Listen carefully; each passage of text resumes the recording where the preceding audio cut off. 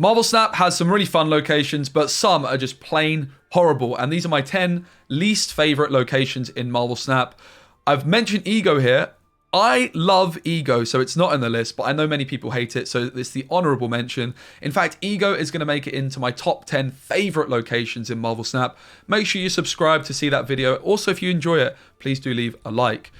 My 10th least favorite location is Starlight Citadel. After turn 4, swap the position of each location. It has a common rarity, so it's showing up very frequently.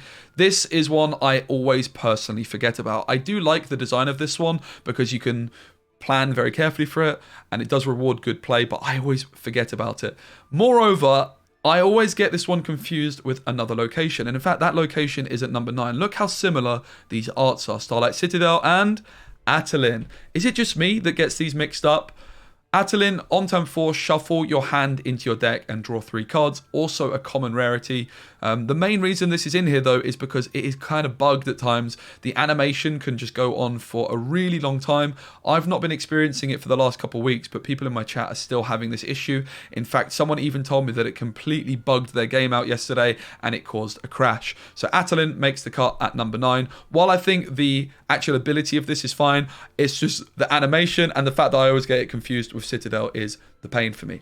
In at number 8, we have District X, a location I personally quite enjoy, but many people in my stream really hate this one because it's replacing both decks with 10 random cards. If you spend ages in the deck builder trying to come up with a nice list, and then suddenly you hit District X, it does feel really bad. You just want to play with the deck that you've built. However, it's also important to remember your opponent's having the same issue, and because of the snap mechanic, if you're drawing really bad cards, you can retreat. If you just have like a mid-rangey deck with cards like Hulk, Killmonger in hand, then you can stay on. Whereas if you've got like a really synergy heavy list, maybe like a Patriot deck or a Cerebro deck, you're probably going to just want to dip. So it's an interesting location, but I can certainly understand why loads of people dislike it, and I had to include it for that reason. Central Park in at number 7. This is one that I really dislike because my favorite deck in Marvel Snap is Movement, and Central Park completely screws up Movement. I'm getting my multiple man down on the right hand lane, getting ready to Hulkbuster it, and then suddenly Central Park comes through. That means my Hulkbuster's got a 50% chance of hitting the squirrel instead of the multiple man. And also, Movement really hates it when the board is clogged because then things just don't get moved. I hate this location. I love Movement. I therefore hate this location. Let me guys know, do you also hate Central Park even if you don't play Movement? Or do you think this is a location which you personally enjoy? In at number 6, we have Dream Dimension. This is where we're starting to really get onto the horrible ones. On turn 6, cards cost 1 more. It's common, so it's showing up very often.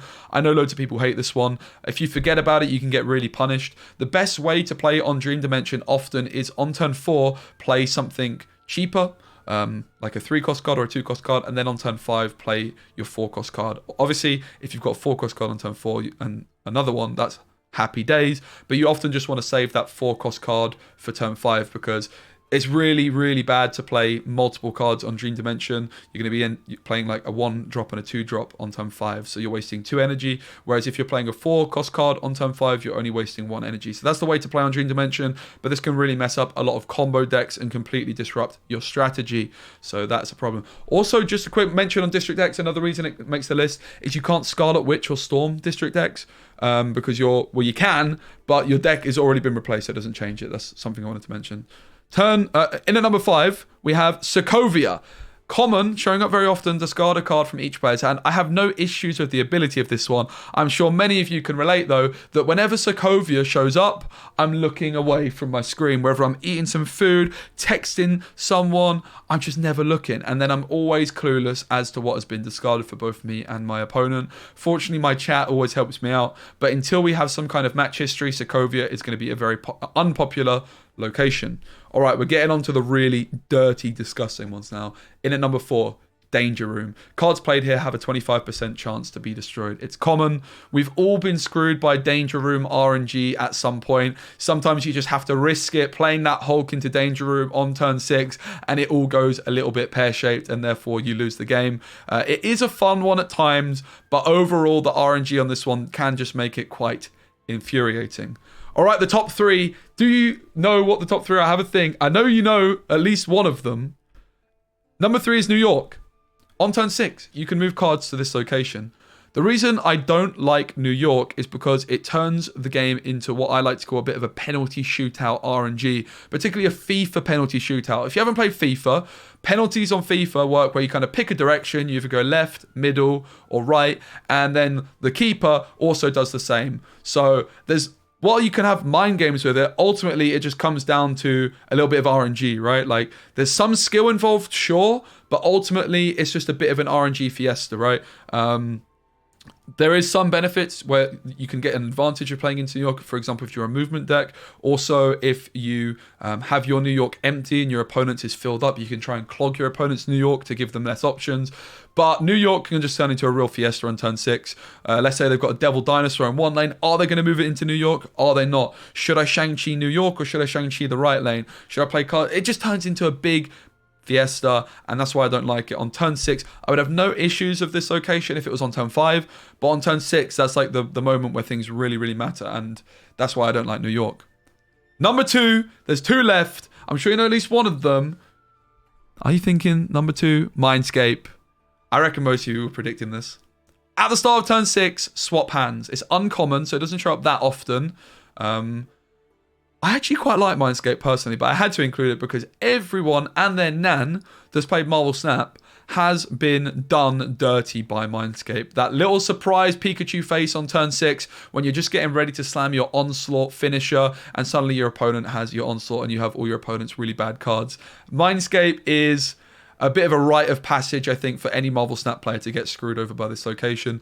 As I say, though, the more I've played the game, the more I actually really enjoy this location because you can plan ahead for it. Also, you know what your opponent has except one card. Your opponent knows what you have, so it does reward really big brain play. Also, of course, you can storm any of this location. Things like Sokovia, things like District X, Storm doesn't counter, but Mindscape, it does. So that's another benefit of it. I honestly like it myself, but I just know that some people hate it, and it had to go in the number 2 spot. All right, drum roll, please. I think there's going to be no surprises. Everybody's least favorite location. If anybody likes this location, I want to know, because I think there's something not quite right going on there. And it is, of course, Subterranea. Shuffle 5 rocks into each deck. Second dinner, 5 rocks is a lot of bloody rocks, mate. Can we maybe just tone it down to like 2 rocks, please? 5 rocks is so many, and it just adds so much RNG and pain to the game. Because of course your opponent, okay, they also have rocks in their deck, but if they miss rocks and you draw rocks, you just lose. And it's not a good feeling. 5 rocks is way too many. I do actually like this location design-wise. If the rocks was less than 5, I think 2 is more than enough. 3 at a push. 4 is still too many. Okay? All right, chat, stream, YouTube, do you agree with my top 10 least favorite locations? Let's run back through them again. We have Ego as the honorable mention. I love it. We have Starlight Citadel at 10. Atalan, District X, Central Park, Dream Dimension, Sokovia, Danger Room, New York, Mindscape, Subterranea. To be honest, the only 2 which I would actually like to see getting reworked is Subterranea. I would like to see less rocks. New York, I would like to see turn 5. And I think that's it. I think the others can honestly stay as they are. Because I do think there's a benefit of having some unpleasant locations in Snap. It makes the game more interesting and more fun. Is there any that you would like me to have included in my list that you hate, apart from Ego, of course? Let me know. Thanks so much for watching the video. If you did watch this far, please do like it. Don't forget as well, I stream on Twitch every day now at 3 PM UK time. So would love to see you over there too. Thanks so much for watching. See you on the next one.